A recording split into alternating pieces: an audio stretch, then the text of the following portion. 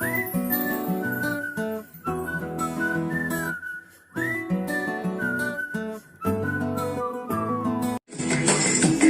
के सारे ज्ञान है इसमें, जन जन के मन यही रमी, जन जन के मन यही रमी।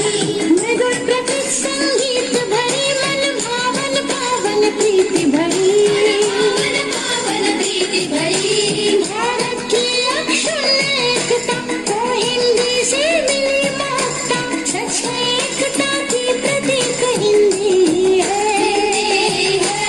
आज हिंदी दिवस के अवसर पर हिंदी से प्रगति विषय पर विचार प्रस्तुत करने जा रही हूँ, जो हमारी संवेदनाओं से जुड़ी है, जो हमारी भावनाओं से जुड़ी है, जो हमारी पहचान से जुड़ी है, जो भारत के गांवों की मिट्टी में खुशबू की तरह रची बसी है, जो नव साक्षरों का सहारा हो, जो जनसंचार का सबसे बड़ा माध्यम हो, वे कोई और नहीं, हमारी हिंदी भाषा ही है।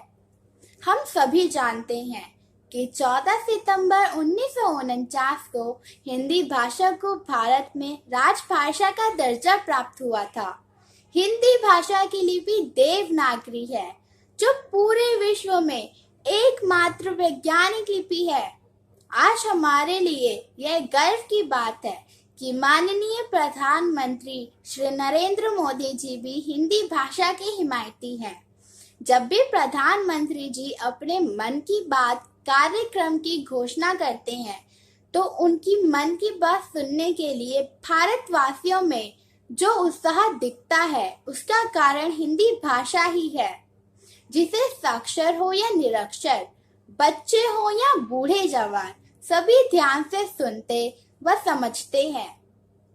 आज जो हमारी नई शिक्षा नीति बनाई गई है, उसमें भी प्राथमिक स्तर पर मातृभाषा में शिक्षा ग्रहण करने को शामिल किया गया है। यह एक सराहनीय कदम है, क्योंकि इसमें बहुसंख्यक हिंदी भाषी अपनी मातृभाषा में प्राथमिक शिक्षा प्राप्त कर सकेंगे।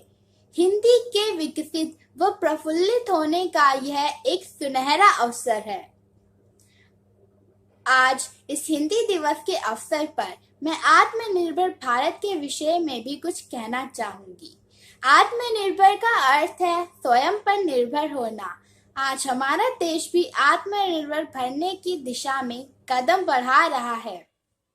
इस आत्मनिर्भर भारत के संदेश को सामान्य जनमानस तक पहुंचाने में हिंदी भाषा के योगदान को नकारा नहीं जा सकता, क्योंकि यह जन जन की भाषा है, यह हम सब की भाषा है।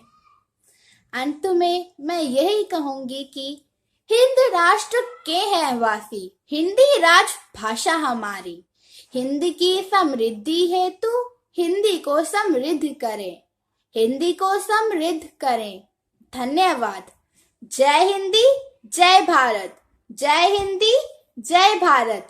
मैं लक्की कक्षा 9वीं सा का छात्र आज आप सभी को हिंदी दिवस की हार्दिक शुभकामनाएं देता हूं। और आज इस हिंदी दिवस के अवसर पर मैं आप सभी को हमारी हिंदी पाठ्य पुस्तक की एक कविता को कथात्मक रूप में सुनाने जा रहा हूं। पाठ का नाम है एक फूल की चाह। यह कहानी एक दलित परिवार से संबंध रखने वाली एक लड़की सुखिया की है, जिसके गांव में महामारी फैली हुई थी। जिस तरह आज के समय में कोरोना महामारी फैली हुई है, अपनी बेटी को इस महामारी से बचाने के लिए सुखिया के पिता अपनी बेटी को यह सीख देते हैं कि वह घर से बाहर खेलने ना जाए। किंतु सुखिया बहुत ही चंचल स्वभाव की होती है और वह बाहर खेलने चली जाती है और वह उस महामारी की चपेट में आ जाती है। तेज बुखार से तपती और अंतिम सांसें ले रही सुखिया अपने पिता को कहती है कि उसे देवी माँ के चरणों का एक फूल प्रसाद के रूप में चाहिए। किंतु उस समय दलित लोगों को मंदिर में घुसने नहीं दिया जाता था। बेबस पिता अपनी बेटी की आखिरी इच्छा पूरी करने के लिए मंदिर में चला जाता है और देवी माँ के चरणों में चढ़ा हुआ फूल प्रसाद के रूप में लेकर जैसे ही वह वापस आने लगता है तो कुछ लोग उसे मारने पीटने लगते हैं। और मंदिर की पवित्रता को भंग करने के अपराध में जेल में डाल देते हैं। जैसे ही सुखिया का पिता जेल से छूटकर वापस घर जाता है तो वह सुखिया को ना पाकर शमशान घाट की तरफ दौड़ता है, और जब वह वहां पहुंचता है तो वह देखता है कि गांव के कुछ लोगों ने मिलकर उसकी बेटी को अग्नि दे दी है।